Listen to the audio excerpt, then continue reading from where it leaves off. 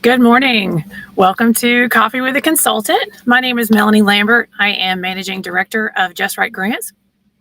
We are a virtual grant writing company, and I get the opportunity to work with nonprofits across the U.S. every day and help them save time, spend less, and raise more with affordable grant writing subscriptions. So I am excited for you to join me today so we can talk about grant writing trends for 2025. And first and I say foremost, I don't know, maybe not foremost, but just as important as grant writing trends is this is coffee with a consultant. It could be tea with a consultant as well, or whatever your morning beverage of choice is. And so every time I do these, I like to know two things. If you, where you're joining me from.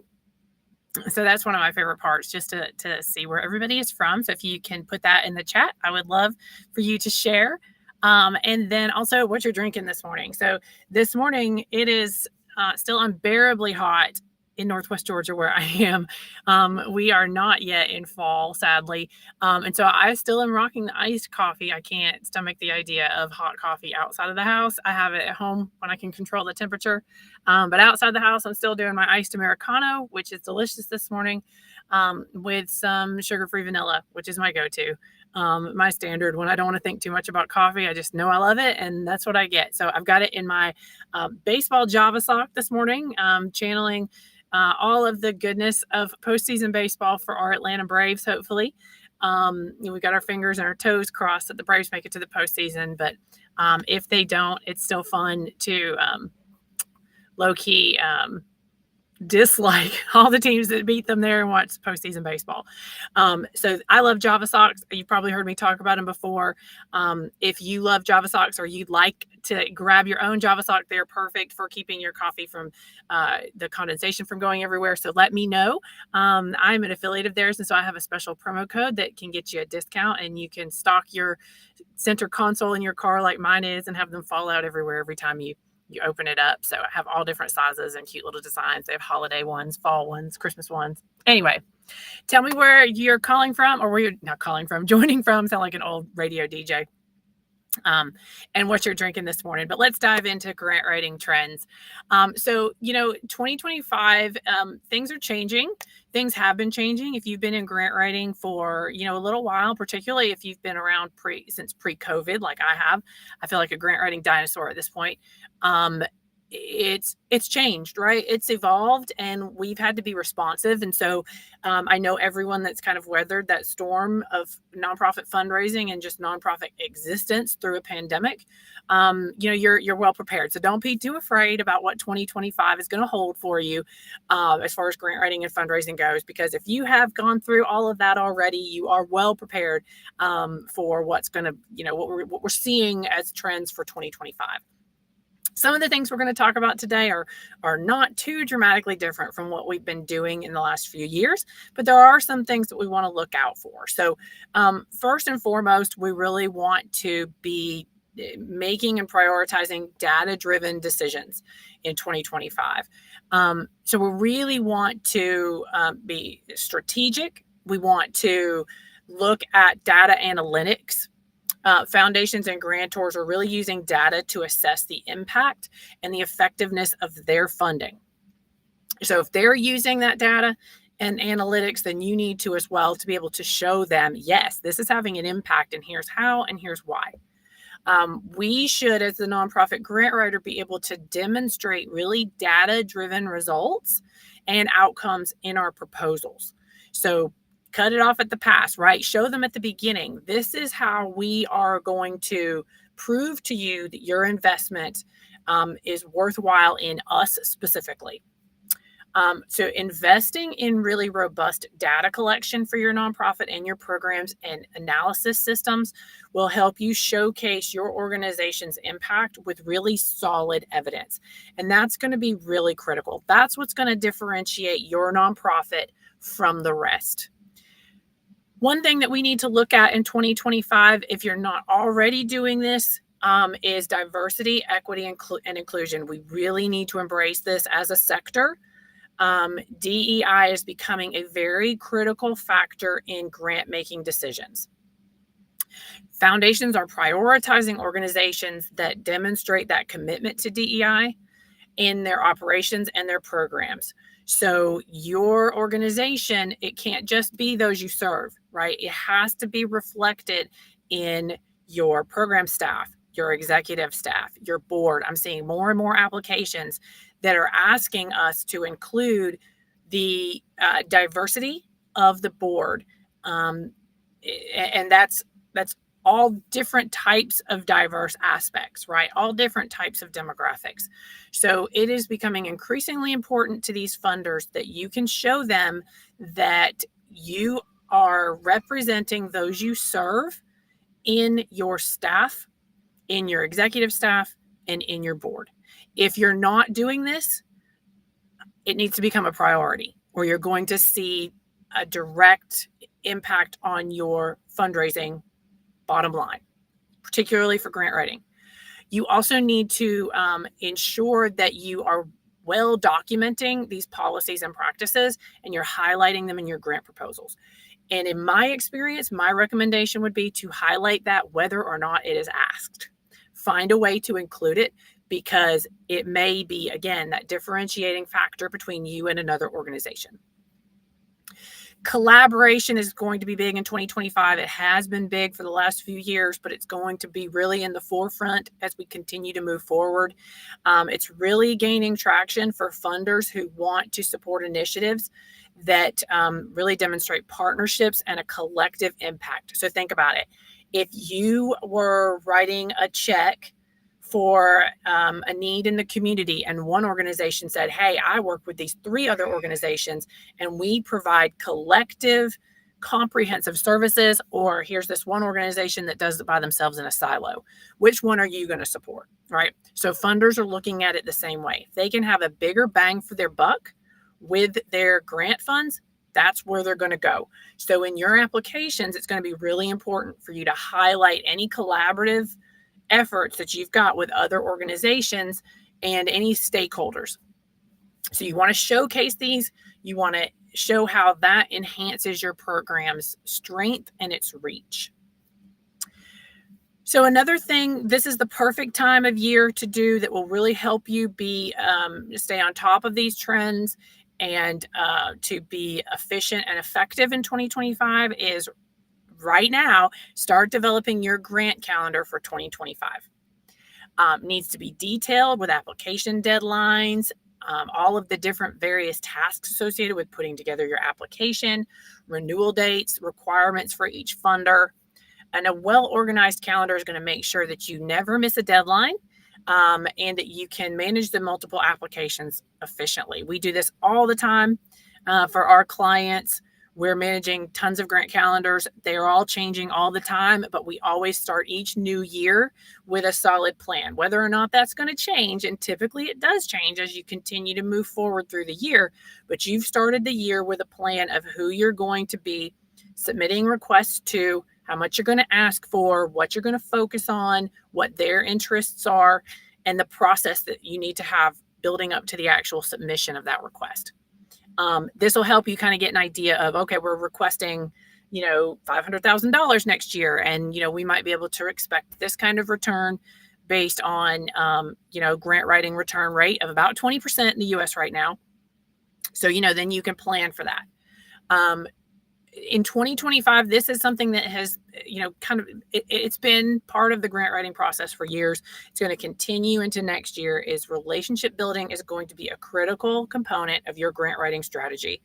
If you're at a really small nonprofit or mid-sized nonprofit and everybody's wearing different hats, it can be really easy to put that cultivation and that relationship building aspect to grant writing on the back burner. And that's where we at Just Right Grants want to help you with that, because it can be a lot, but it pays off in the long run when you can build those relationships with funders.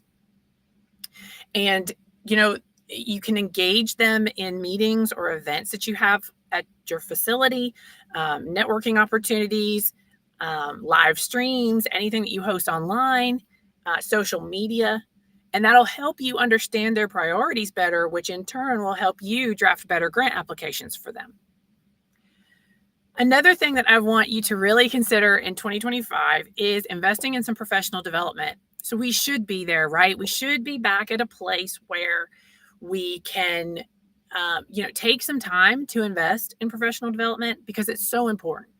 Um, Trends change, trends come and go, and best practices change based on those trends. And so it's important if you are a grant writer or any aspect of the nonprofit fundraising machine is to stay on top of those, right? And so I'm grateful you're here. This is professional development, but really taking the time to invest in that in 2025 and making it part of your plan is important. And so that's a great segue for me to mention to you our grant writing boot camp. It is intentionally affordable because we work with nonprofits every day. And I just know that thousands of dollars for professional development is not realistic for most nonprofits. But our grant writing boot camp is a 6-part on-demand webinar series. You can take at your own pace. And it really helps you go from beginner to expert in just a matter of hours. So it includes tons of templates and samples and things to help you get started without having to reinvent the wheel. And it also includes an hour of one-on-one consulting with me, where we can go over the specifics of what you need, your very specific questions about grant writing or specific funders or review an application, whatever you want to do to take advantage of that hour. But right now we're offering that at $299.99. And so I've got the QR code right here. You can access that. Let me know if you have any questions, but that would be a great place to get started on some professional development. And if you need help with things like developing your grant calendar, that is all included in the boot camp. We've got a sample grant calendar for you as well.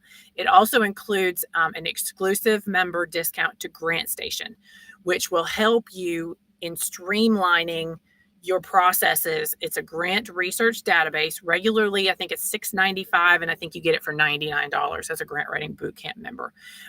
So take advantage of that, because that can help you streamline your process, develop your calendar, really do that research, and just move forward in 2025, really confident in your ability to do this, and with all the resources you need to get it done.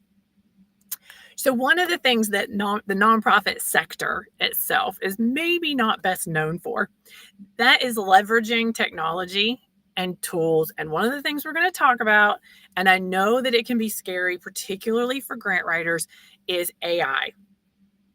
So AI can be scary for a grant writer, right? Because you can kind of feel like, oh my gosh, I'm going to be replaced by a computer. AI can be such a tool if it's used correctly. Think, for example, let's say you've got a funder that you're at the point where, they know you, they love you, they give to you every year, and they're just like, hey, send us a cover letter every year and tell us what you've done with the money last year and just update us on what's going on. Well, let's say you've sent basically the same letter for the last 3 years. You've just changed the date at the top. Update that. Let AI help you. Put that into an AI content generating platform and just say, hey, update this letter with, these statistics and refresh this content, right? That might save you 20 minutes of staring at a blank Word document screen. And then you go back as the human element. That's where we have the value with AI. The human element that AI, at least in my lifetime, I think, is not going to be able to accomplish.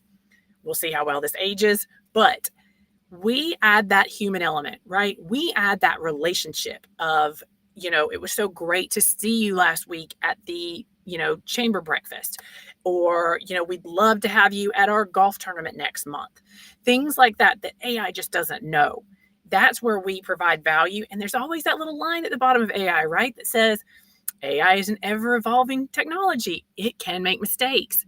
That's where we come in. You can put, hey, write me a grant proposal for this program, and it can do that based on what's available online.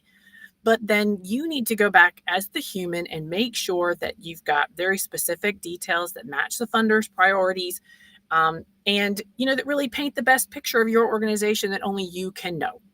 So utilizing AI is going to be something that I hope that you will lean into in 2025. Don't be afraid of it, but know that it's a tool. It's not going to replace you, because you still have value in the entire process. If you read something and you can immediately tell a computer generated that, it should never go to a donor or potential donor. You should always be putting your touch on everything that you're doing. And I've heard some funders say, hey, we're not going to accept AI generated content. Well, if you add the human aspect to it, they're not going to know, right? They're not going to know, and it's going to save you so much time. Time has value for us, particularly at small, at mid-sized nonprofits. So it can really, really be helpful. Utilize grant management software. There's AI built into those too. I use GrantStation and Instrumental uses AI to tell me, hey, you've searched for this before. You might really like this funder. So, utilizing those, and particularly GrantStation that comes, at a discount with our grant writing bootcamp, can help you automate your tasks. It can help you really improve your overall efficiency. And again, the root of it, save time, so that you can invest in that in other things. And then in 2025, we really need to focus, particularly, small and mid-size, and I know what the pushback is here. We need to focus on our online presence for our nonprofits. If you don't have a website, if you're directing funders to a Facebook page, if your email address is momandpopnonprofit@gmail.com, you don't look real. You don't look like something that a funder is going to want to invest in. When they type in another organization's URL and they pull up a real website with a donation platform, with all of the things that they need to see to feel comfortable about writing them a check. I get pushback. It costs money. It really doesn't cost that much money. It takes time. Well, it does, but once you get it set up, it's just really updating it, and there's value in there, right? Just think about it from your own perspective, right? If you're looking at one nonprofit that's got a beautiful website, and another one that's, Facebook, and they haven't posted in 6 months, I'll tell you which one I'm going to write a check to. So funders are really looking at that, and that is really playing a factor in whether or not you're receiving funds. It really adds to your credibility. And, my slang for it is, it makes you look real. It makes you look legit, and that they don't have to worry that they're potentially getting scammed. And then going back to kind of the tried and true in 2025, we need to continue focusing on having our proposals being very specific to the funding interests of these funders, and never sending out just generic proposal requests. We need to focus on impact and outcomes. So clearly articulating the impact and the expected outcomes in your proposal is going to be the difference maker. And it has been for a while now, but it's really going to start being that the differentiating factor between those who track this and those who don't. So you really need to, have a detailed plan for how you measure success, and be able to report on outcomes and outputs. And so outcomes being, what is it that you're doing that's going to change the lives of your clients?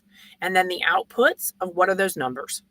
We served 100 people this year. We served 150 people, 150 people last year, 100, whatever the numbers are, as you progress through to show your impact. And then we really need to highlight sustainability in 2025. This is something that I talk to a lot of nonprofits about, and they don't have a sustainability plan. They are just kind of pinning all their hopes and dreams to grant writing, or all their hopes and dreams to Facebook fundraising, or, individual or an event. And that is not sustainable. A grant funder is going to look at that and say, if they don't get my grant, this program isn't going to exist anymore. So that's high risk for me.